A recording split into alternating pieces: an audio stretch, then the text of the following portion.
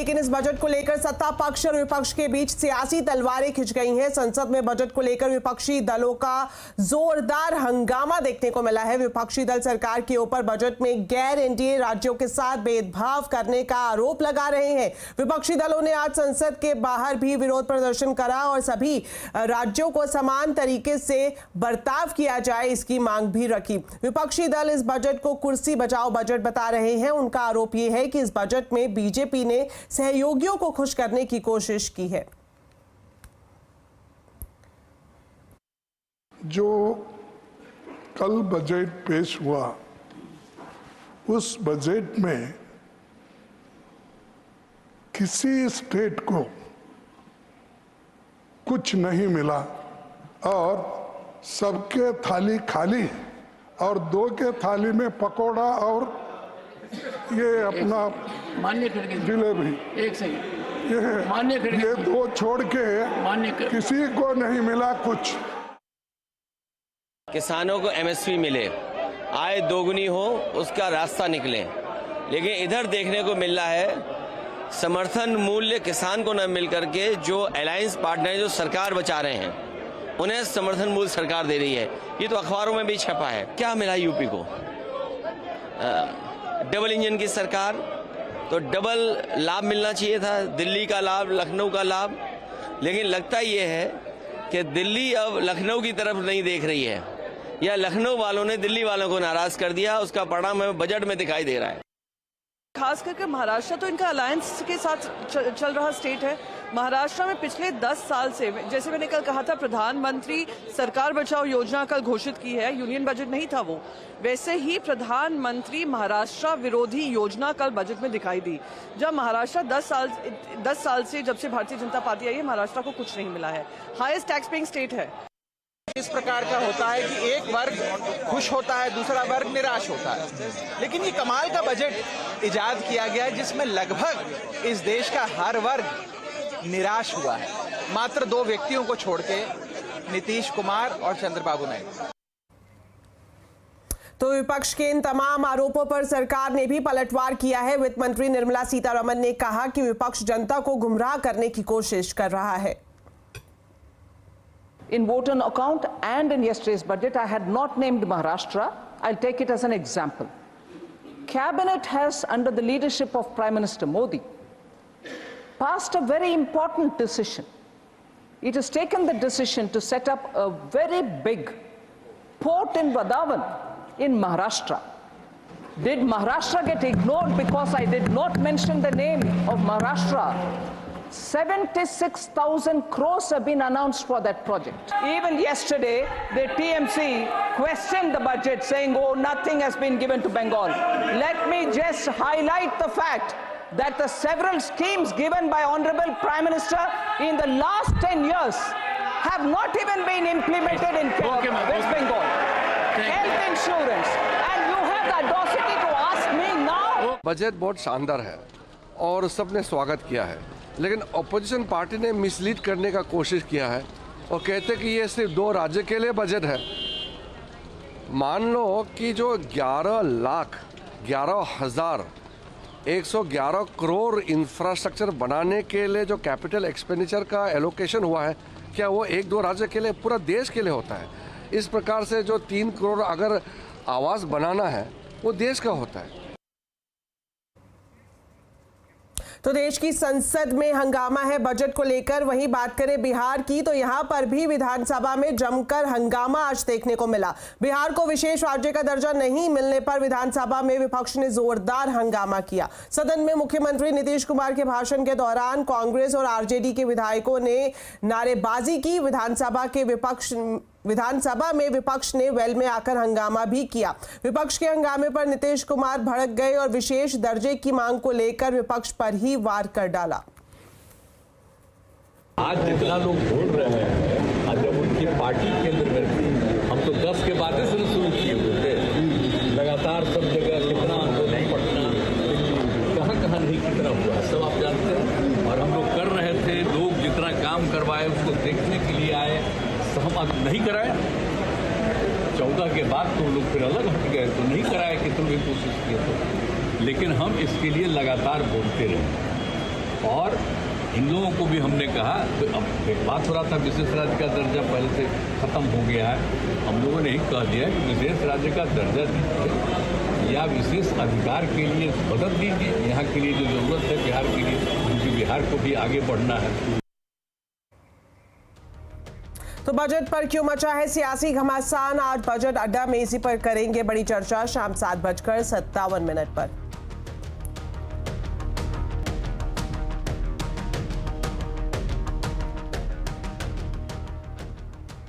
चलिए अब बात करते हैं बाजार की। निफ्टी बैंक एक्सपायरी के दिन बाजार में उतार चढ़ाव रहा। सेंसेक्स निफ्टी गिरावट के साथ बंद हुए।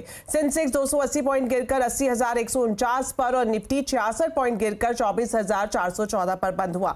मिड कैप स्मॉल कैप शेयरों में खरीदारी दिखी। इसके अलावा तेल, गैस, एनर्जी, पीएसई शेयरों में खरीदारी रही। आज के बाजार में रियलिटी, फार्मा इंडेक्स बढ़त पर बंद हुए तो बैंकिंग, एफएमसीजी, ऑटो शेयर्स पर दबाव रहा।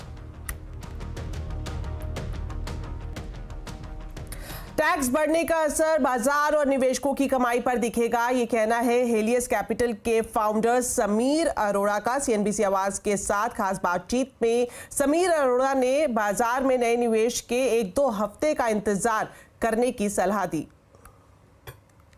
एफआई व्यू के हिसाब से तो काफी नेगेटिव है और इंडियन रिटेल के लिए काफी का मतलब मैं आपको कॉन्टेक्स्ट में बताऊंगा। मेरे हिसाब से लोगों को ये नहीं सोचना चाहिए कि कुछ चीजों से फर्क नहीं पड़ता।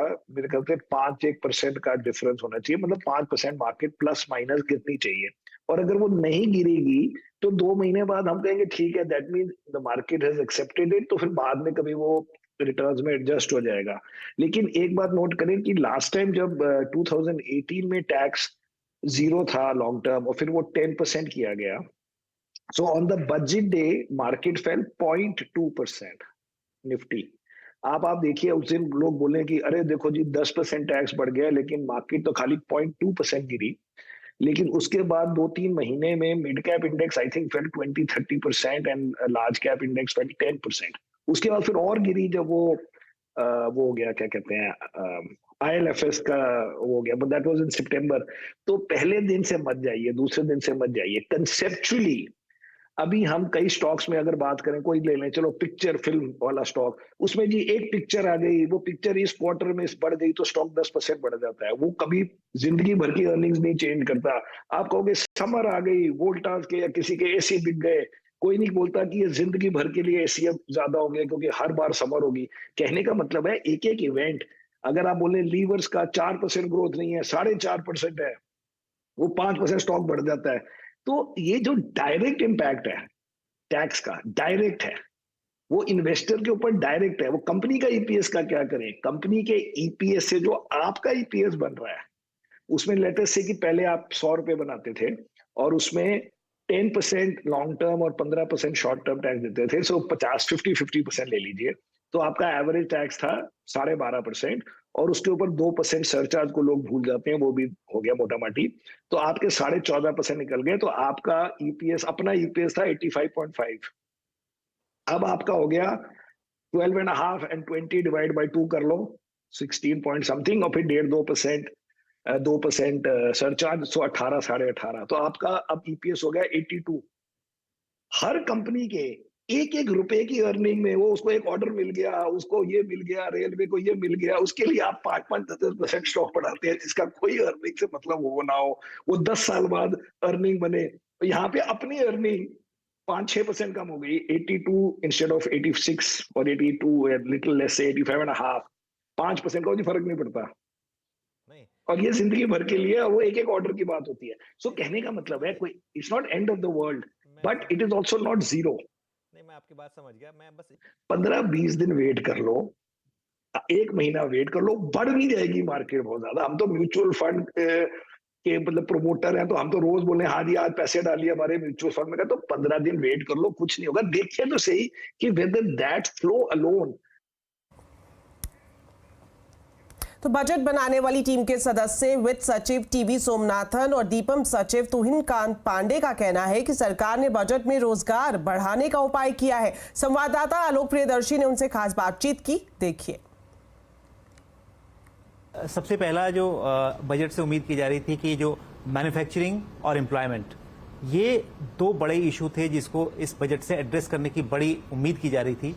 आपको क्या लगता है ये बैंग ऑन टारगेट बजट है? जो जरूरत थी वो जरूरत इस बजट के जरिए पूरी हुई है? बिल्कुल ऐसा ही हुआ है। वी हैव हमने बहुत जोर दिया है एम्प्लॉयमेंट पर जी। और इसमें कई सारे स्कीम्स हैं जो रोजगार को प्रोत्साहित करेंगे और जिसमें निजी क्षेत्र और सरकार दोनों मिलकर स्किलिंग करने के प्रोविजंस हैं। तो मुझे लगता है कि इससे एम्प्लॉयमेंट पोटेंशियल देश में बहुत बढ़ेगा अगले 5 साल में। इंडस्ट्री को भी उम्मीद थी कि जो कैपेक्स पर सरकार जो कई सालों से सरकार का फोकस रहा है वो इस बार भी दिखेगा। सरकार का फोकस रहा है, भले ही अलग से इस वाले बजट में अनाउंसमेंट नहीं हो, लेकिन इंटरिम बजट में आपने की है। तो उसका ओवरऑल जो है अब आने वाले दिनों में किस तरह से देखने को मिलेगा? इम्प्लीमेंटेशन के लिए आपके पास कभी जो एम्फेसिस था कैपिटल एक्सपेंडिचर पर वो वैसे ही लागू है। जैसे इस साल भी ये 11,111 करोड़ का जो प्रावधान है वो पिछले साल के एक्चुअल से 17% ज्यादा है जी। तो ये भी एक बहुत बड़ा इंक्रीज है। इस बार बजट में ना कोई डिसइन्वेस्टमेंट टारगेट रखा गया है और इस तरह की चीजें नहीं रखी गई हैं। इसके पीछे सोच आपने पिछली बार भी अंतरिम बजट में बताई थी, लेकिन अब जो पूरा डिपार्टमेंट है वो किस तरह से काम करेगा, किस तरह से उस पर उसका फोकस रहेगा? आने वाले दिनों में जो तमाम कंपनियां जो लिस्ट में हैं जिनको डिसइन्वेस्ट करने का सरकार का प्लान है, उसमें किस तरह से आप आगे बढ़ेंगे? जैसे जो पहले स्ट्रैटेजी इंटरिम बजट में किया गया था कि हम वैल्यू क्रिएशन स्ट्रैटेजी जो हमारा मेन मकसद रहा है। हमारे जैसे 81 कंपनीज हैं जो लिस्टेड हैं, बैंक्स मिला दीजिए, पीएसबीज 12 पीएसबीज हैं, पब्लिक सेक्टर बैंक्स हैं, 4 पीएसआईसीज हैं, बाकी की आपकी कंपनियां हैं। तो ऐसे करके 82 हमारी जो लिस्टेड कंपनीज हैं और बैंक्स हैं, उनका मार्केट कैप जो 12 लाख करोड़ होता था 3 साल पहले, टोटल मार्केट कैप वो आज 77 लाख करोड़ है। तो ये जो इसकी जो इनका फंडामेंटली जो उनका जो एक तो इम्प्रूवमेंट हुआ है और दूसरा उसके बारे में मार्केट ने उसको नोटिस किया है। तीसरा जो कैपेक्स में ये गवर्नमेंट कैपेक्स जो 11.11 लाख करोड़ की बात है, उसके अलावा जो 3 लाख करोड़ का वो खुद अपने रिसोर्सेज से कैपेक्स करते हैं, वो और नई टेक्नोलॉजी नए प्रोजेक्ट्स में जाते हैं। उनके मैनेजमेंट इंसेंटिव्स जो सीपीएससीज हैं उनको अलाइन किया गया है ताकि वो अपने मार्केट कैप, अपने माइनॉरिटी शेयर होल्डर्स, अपने ग्रोथ की ओर भी ध्यान दें। कंसिस्टेंट डिविडेंड पॉलिसी पे हम करते हैं, तो डिविडेंड भी एक हमारे important source of non tax revenue है जो कि बड़ा है, जबकि हमने डिसइन्वेस्टमेंट भी पीछे किया है लेकिन उसके बावजूद हमारा डिविडेंड बढ़ा है। और उसी संदर्भ में डिसइन्वेस्टमेंट जब हम वैल्यू क्रिएट करते हैं तो कुछ वैल्यू हम डिसइन्वेस्टमेंट पॉइंट ऑफ व्यू से रियलाइज करते हैं, मतलब सरकार की, और कुछ हम डिसइन्वेस्टमेंट जो स्टॉक सेल से करते हैं। इसीलिए इसको इस ओवरऑल स्ट्रैटेजी को हम लोग फॉलो कर रहे हैं, तो इससे हमारा और माइनॉरिटी शेयर होल्डर्स दोनों का फायदा होगा। बजट में युवाओं को टॉप कंपनियों में इंटर्नशिप की स्कीम का भी ऐलान हुआ है। 1 करोड़ युवाओं को टॉप 500 कंपनियों में इंटर्नशिप के मौके मिलेंगे और साथ ही हर महीने भत्ता भी मिलेगा। लेकिन इस स्कीम की योग्यता शर्तें कुछ इस तरह से रखी गई हैं कि कई युवा इसका फायदा नहीं उठा पाएंगे। तो कौन इस स्कीम का फायदा उठा सकते हैं और कौन नहीं, जानने के लिए देखिए रोहन सिंह की ये रिपोर्ट। जी, वैसे तो ये स्कीम काफ़ी बड़े पैमाने पर बनाई गई है। 5 साल में 1 करोड़ युवाओं को टॉप 500 कंपनीज में इंटर्नशिप का मौका, आपको सर्टिफिकेट मिलेगा, आपको बड़ी कंपनियों में कैसे कामकाज होता है ये देखने का मौका मिलेगा। हर महीने 5,000 रुपये का भत्ता भी मिलेगा, एक मुश्त 6,000 रुपये अतिरिक्त भी मिलेंगे। और इसमें जो कंपनियां हैं वो अपने CSR फंड का इस्तेमाल कर सकेंगी। इस स्कीम के लिए पहले 2 साल में 30 लाख युवाओं को इसका फायदा मिलेगा, उसके बाद के जो 3 साल हैं उसमें करीब 70 लाख युवाओं को इसका फायदा मिलेगा और कुल मिला के 63,000 करोड़ की राशि रखी गई है। लेकिन जब हम इस स्कीम की डिटेल्स देखते हैं, फाइन प्रिंट्स देखते हैं, तो हमें पता चलता है कि बहुत सारे ऐसे युवा हैं जो इस स्कीम के पहले ही अयोग्य हो चुके हैं। अगर आपके परिवार का कोई भी सदस्य सरकारी नौकरी में है तो आप इस स्कीम का फायदा नहीं उठा सकते। अगर आपके परिवार का कोई भी सदस्य इनकम टैक्स के दायरे में आता है तो भी आप इस स्कीम का फायदा नहीं उठा सकते।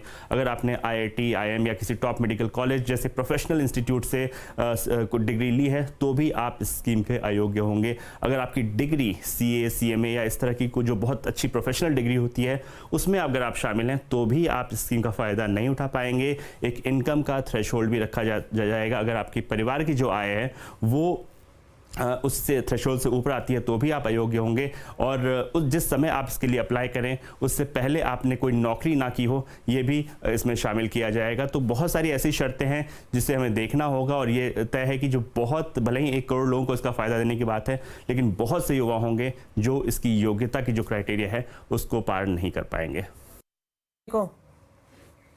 तो बजट में युवाओं और रोजगार के लिए क्या कुछ ऐलान किए गए हैं और इनमें कितना दम है जानने के लिए देखिए आज शाम बजट रोजगार स्पेशल शाम 5:57 पर।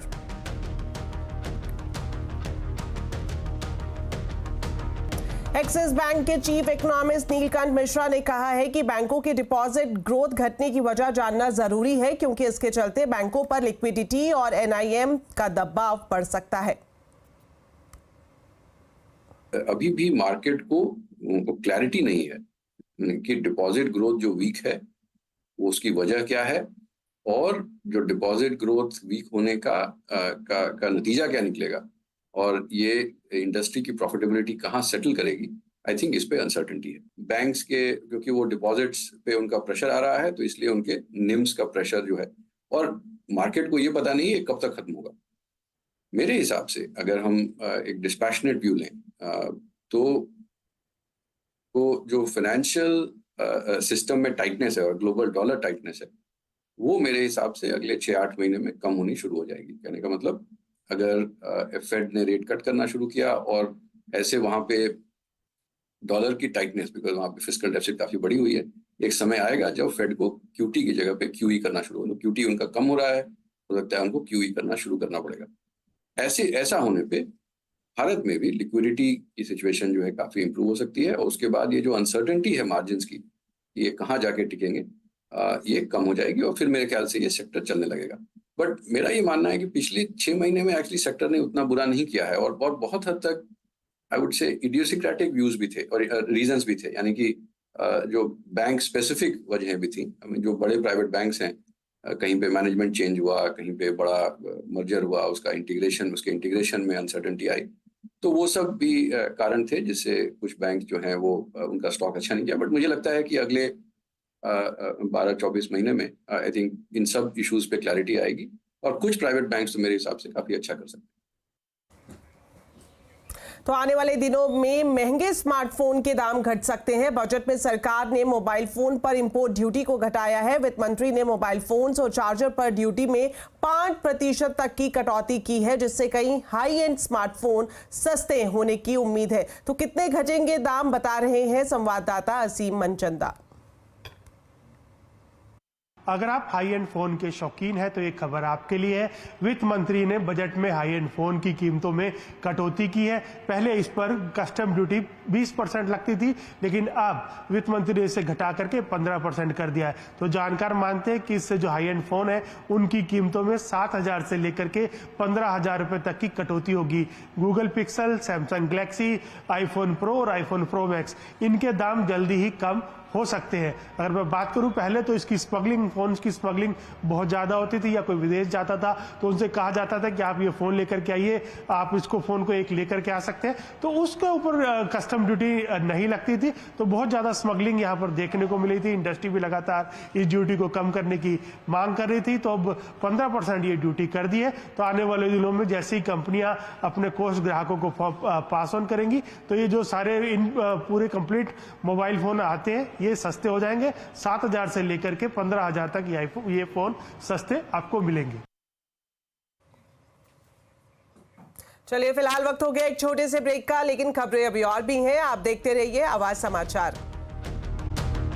सुप्रीम कोर्ट ने यह भी कहा कि अगर हम इस मौके पर रीटेस्ट करते हैं तो इसकी सारी शेड्यूलिंग बिगड़ जाएगी, तो ऐसा कर पाना भी संभव नहीं है। सुप्रीम कोर्ट में एक याचिका एक क्वेश्चन को लेकर के भी दायर की गई थी। एटॉमिक थ्योरी का एक क्वेश्चन स्पष्ट नहीं था तो उसकी मार्किंग को लेकर के भी सवाल उठे थे। सुप्रीम कोर्ट ने आईआईटी के एक पैनल से इसका जवाब पूछा था। अब आईआईटी के पैनल के जवाब के आधार पर उस पर मार्किंग दी जाएगी। तो जो एनटीए है वो दोबारा से सबको मार्किंग देगा और उस क्वेश्चन के 5 मार्क्स काटे जाएंगे। तो इससे सारी जितने भी रैंकिंग थी उसमें असर आपको देखने को मिलेगा। करीबन 13 लाख स्टूडेंट्स हैं जिनकी रैंकिंग प्रभावित हो सकती है। एनटीए अगले 2 दिन के अंदर अपने रिजल्ट को घोषित कर देगा और शुक्रवार से काउंसलिंग की तारीखों की घोषणा भी कर सकता है। तो एक बार काउंसलिंग की घोषणा हो जाती है तो उसके बाद जो प्रक्रिया है वो पहले की तरह से सुचारू रूप से चलेगी। लेकिन 13 लाख स्टूडेंट्स के अब जो मार्किंग दोबारा से होगी उनकी रैंकिंग के ऊपर काफी असर आपको देखने को मिल सकता है।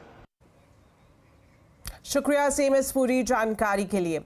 बिहार विधानसभा में हंगामे के बीच पेपर लीक विधेयक पास हो गया। आज विपक्ष के हंगामे के बीच बिहार विधानसभा में राज्य सरकार की तरफ से बिहार लोक परीक्षा विधेयक 2024 पेश किया गया। विधेयक पेश होने के बाद ही विपक्ष ने सदन से वॉकआउट कर दिया। इसके बाद सदन में बहुमत के आधार पर विधेयक को पास कर दिया गया। बिल के मुताबिक अब पेपर लीक को गंभीर अपराध माना जाएगा और पेपर लीक के आरोपियों पर गैर जमानती धाराएं लगाई जाएंगी। पेपर लीक करने वालों को 10 साल तक की जेल और 1 करोड़ रुपए तक का जुर्माना देना पड़ सकता है। इसके अलावा जो भी संस्था पेपर लीक में शामिल होगी उसके 4 साल के लिए ब्लैकलिस्ट किए जाने का भी प्रावधान इसमें रखा गया है।